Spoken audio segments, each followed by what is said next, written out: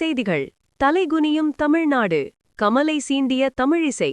மாநிலங்களவையில் என்ன நடந்தது? ஹலோ மக்களே, இது உங்கள் லோக்கல் லேக்கா.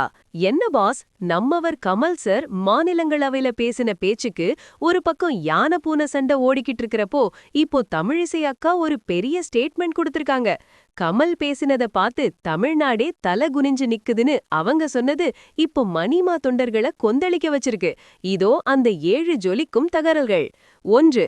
மாநிலங்களவையில் கமல்ஹாசன் ஆற்றிய உரையில் அவர் பயன்படுத்திய சில வார்த்தைகள் மற்றும் தொனி தமிழகத்தின் கலாச்சாரத்தை பிரதிபலிக்கவில்லை என தமிழிசை சவுந்தரராஜன் குற்றம் சாட்டியிருக்காரு.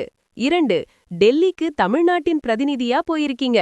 அங்க போய் புரியாத மொழியில தத்துவத்தை பேசி தமிழ்நாட்டோக மதிப்பை ஏன் குறிக்கிறீங்கன்னு தமிழிசை அக்கா நேரடியாவே கேள்வி கேட்டிருக்காங்க.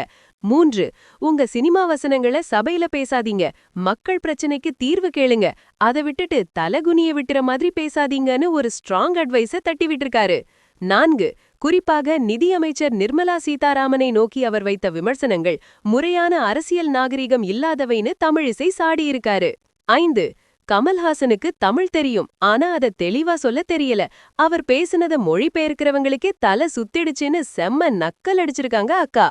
6.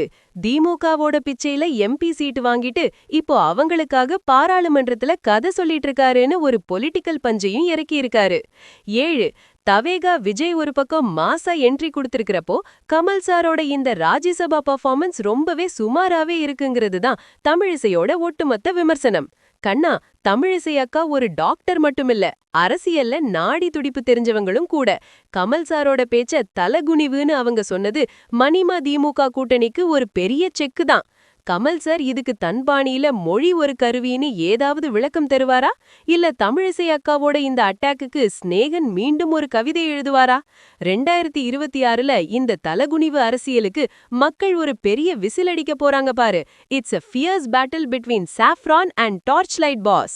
தமிழிசை அக்காவோட இந்த அதிரடி விமர்சனத்துக்கு கமல் தரப்பிலிருந்து என்ன ரியாக்ஷன் வரும்? நாளைக்கு ராஜ்யசபால கமல் மீண்டும் கர்ஜிப்பாரா? எல்லா எக்ஸ்க்ளூசிவ் பொலிட்டிக்கல் அப்டேட்ஸுக்கும் ஸ்டே டியூன்ட் வித் பிராண்டி செய்திகள். Stay tuned. உண்மைய லவுடா சொல்வோம், குவிக்கா சொல்வோம்.